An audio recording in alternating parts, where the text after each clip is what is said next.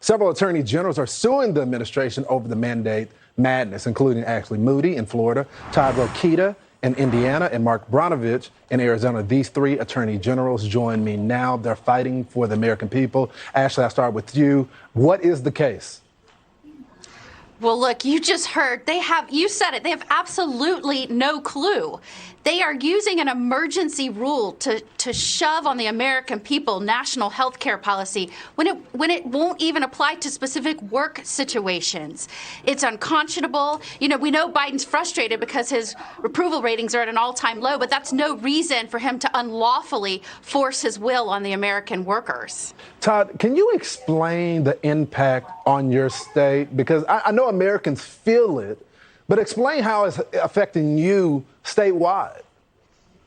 Well, thanks, Lawrence. It's going to push many people out of work. They're not going to stand for it. In Indiana, we're ready to move on. We're over this, and it's not going to win any hearts and minds here in the Hoosier State. So we got to fight against this. You know, this isn't even about the shot. This is about individual liberty and it being taken from us.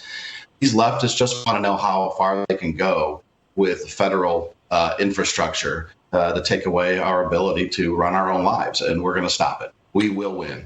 You know, Mark, I'm just curious, why doesn't the Biden administration care about states' rights? I mean, he stays in D.C.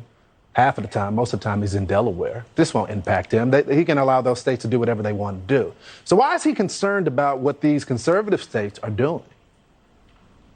You know, Lawrence, this is an important reminder that the states created the federal government. The federal government didn't create the states. And actions like this unilaterally by a president who's not a king, who's not an emperor, demand 50 checks and balances. That is every state, whether they're Democrat or Republican, should be engaged in this. And I'm proud of my colleagues for being on the front lines of this. But let us not forget, having the federal government tell you that you must inject something into your body is the very antithesis of a safe workplace. We know that the government shouldn't be our nanny, and it shouldn't certainly be our doctor. And it should be troubling to every American that this is a dangerous precedent on this vaccine mandate, because we've already seen the IRS, the Department of Justice, weaponized in going after our families. And now you're going to have unelected bureaucrats basically micromanaging you in the workplace and telling you what you should be putting in your body. It's a very dangerous precedent. We need to do everything we can, regardless of who you are, your background, to push back against the overreach of the Biden administration. Ashley, I've been following your state for a while. You have a terrific governor. He's working with his own advisors, who's a terrific surgeon general that's providing the facts and the data, the raw data, so we can actually see what's going on. But the big question is, does this end up in the Supreme Court, and where does it go? Well, look, we feel really good about our chances in the appellate courts.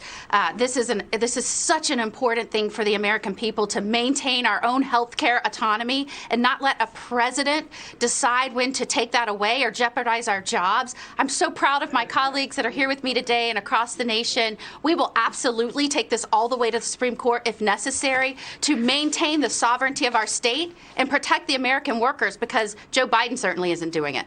You know, Todd, you know, on Primetime, we don't like letters to going back and forth to minister. We like people that are going to go and fight for the American people. Where do you see this going on your end?